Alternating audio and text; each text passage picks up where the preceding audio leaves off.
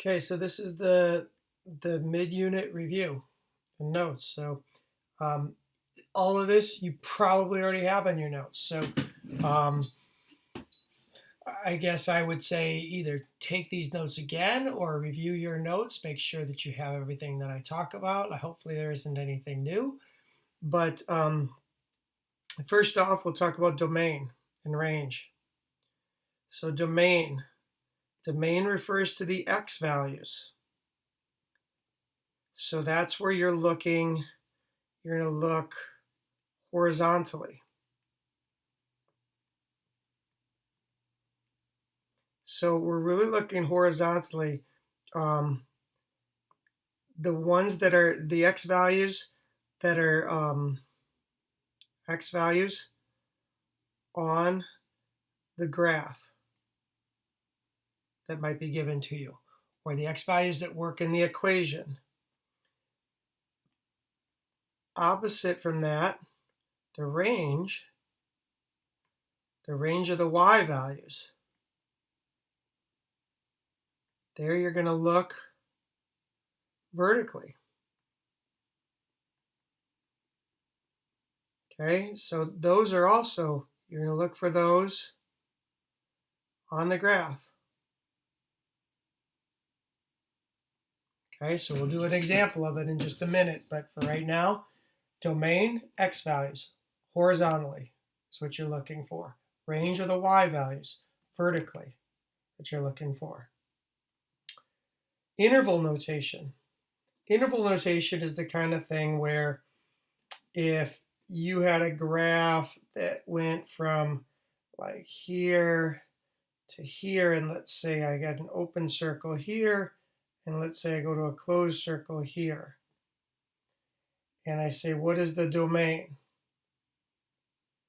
The domain, one way you could write it is x is a is less than x, which is less than or equal to b, because the equal sign means that we have this filled in circle. The not equal sign means that we have the open circle.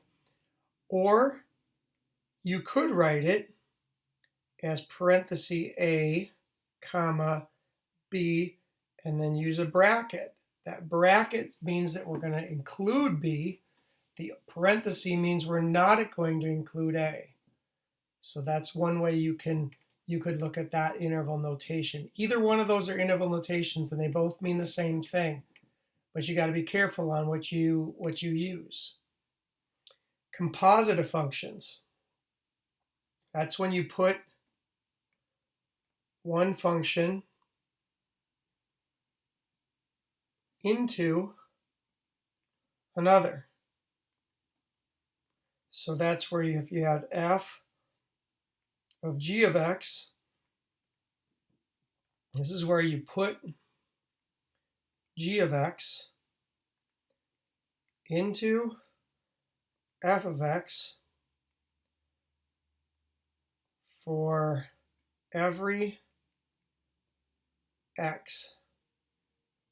So we'll do an example of it, but it just means you're just going to put g of x into f of x for every x. We could write it another way. We could write we could write g of f of x. That's just a different kind of composite. That's where we're going to put f of x into g of x for every x. Okay, so you're going to put one into the other. That's what the idea behind composite of functions is. Inverse. Think on this one. Switch x and y. So the first step is to switch the x and y variable. Okay, so we're going to switch the x and the y variable. Second thing we're going to do is we're going to solve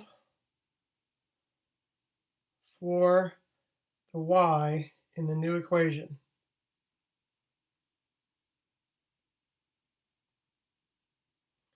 And the third thing you're going to do is you're going to replace y with the inverse notation with y, or the inverse notation with x. Remember that y is the same thing as f of x. Okay, so it's just another way of writing it, so they're the same thing. Okay, so we're going to switch x and y, solve for y, replace y with the inverse notation. Degree. The degree is the highest power in a polynomial equation.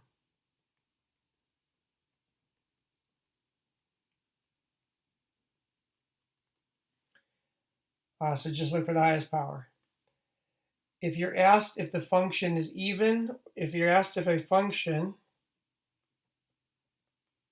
is either even or odd, even one has y-axis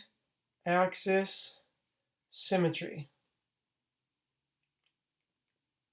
So can you fold it over the y-axis? An odd function has what we call rotational symmetry about the point 0, 0. So where the axes meet, that point right there is the point 0, 0. So does it have rotational symmetry? Can you rotate it 180 degrees or 90 degrees and get the same thing back? Increasing and decreasing.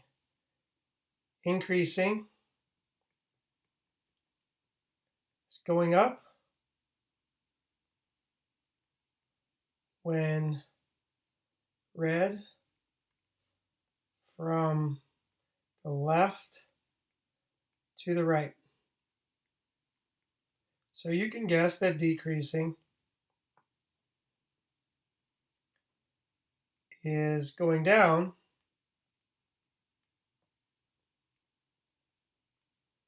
when read from the left to the right. Okay, so you're either increasing if you're going up from the left to the right, you're decreasing if you're going down from the left to the right. Linear versus nonlinear. Notice that the word linear has the word line in it. This is a line. Nonlinear is not a line. So you should know that, but linear refers to a line. Okay, so when you're asked if something is linear, just know that you're looking for something that's a line. Okay, so if we were asked a question like this, I pulled all these from Delta Math. So you're asked in this question, what is the domain of the function in the graph below? Notice that right down this line and right down this line, in those two things, there is no graph. Those are what we call asymptotes. So you could write this a lot of different ways. You could write this all reals, not including x equal -1 and 8. We could also write it in an interval notation. We could write -infinity. We never include -infinity, so we're going to use an open bracket all the way up to -1. Again, we're going to use an open bracket and -1 all the way up to 8. We're not including -1 and 8. And 8 to infinity, and we're not going to include infinity. So either one of those are the same thing. You can either exclude -1 and 8, or you can, just by saying all reals, not including -1 and 8, or you can write it in an interval from -infinity to -1, -1 to 8, and 8 to infinity. That's what the domain is. Remember, the domain is looking left and right. The range is looking up and down. So go back to those notes and know that the domain is left to the right, range is up and down. So if you're asked to find this polynomial in standard form just means decreasing powers, and this is f of g of x. So we're going to take g of x, and we're going to insert it into f of x, and rewrite it. So f of g of x is equal to negative 2x squared minus 3x minus 7 plus 3. Now in this particular one, because we're supposed to write it in standard form, we have to distribute this negative through everything. So we got negative 2x squared plus 3x because of double negative, plus 7, plus 3 there. We're going to combine these like terms to get negative 2x squared plus 3x plus 10. And we're going to be done right there. That's standard form because it's in decreasing power. Find the inverse. If we're going to find the inverse, remember that y is equal to f of x. So we're going to do the first thing we're going to do is we're going to switch the x and the y. Next thing we're going to do is we're going to go through and solve this. So we're going to add 11. We're going to divide by 3. And then the last thing we're going to do is we're going to change the notation to the inverse notation.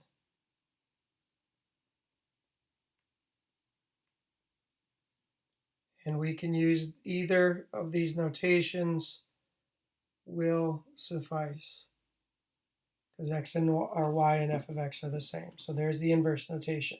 So those are the 3 steps. Switch the x and y, solve for y, write the inverse notation. Let's do it again. Take this one right here. I'll do it in the same colors.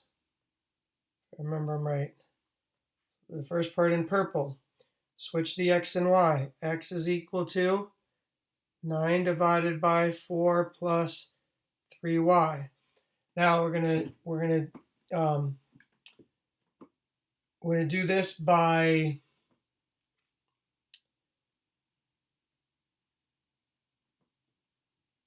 we're gonna do our best on this. I'm gonna do the steps on this to solve for it.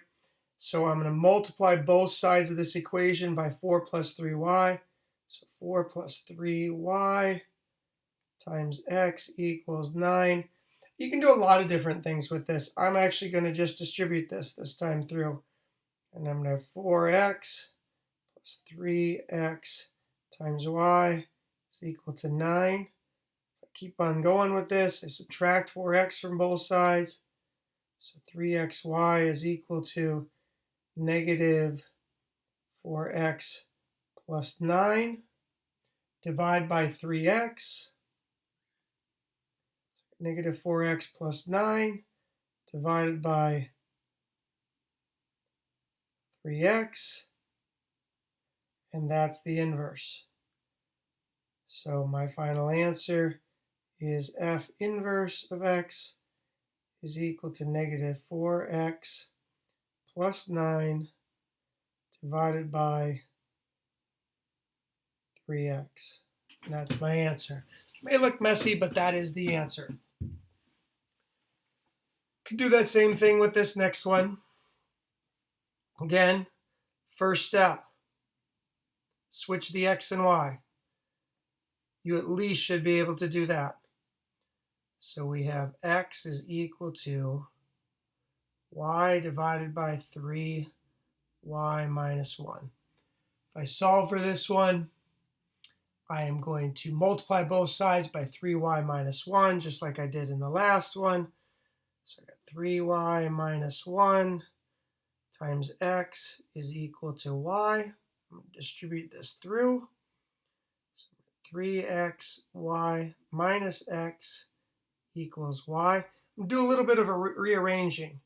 I'm I'm going to move the x side to the right side. I'm going to move the y to the left side. 3xy minus y equals x if I just move those two. I'm going to do what's the opposite of the distributive property. It's called factoring. I can factor out a y. If I factor out a y from the left side, I'll have 3x minus 1 equals x. If you don't believe me, just distribute the y back through. You'll get what you started with. And now I'm going to divide. So if I divide by 3x minus 1, and then finally, I'm going to use the inverse notation because I've already solved this for y. I'm just going to write it in inverse notation, and I'm done with that. Final one I think I'm going to do here is I'm going to do one with determining the degree of the function and whether it's odd or even. So if you go back to your notes on this, you'll know that when you watched Miss Husing draw that little box, that this is going to be an even degree function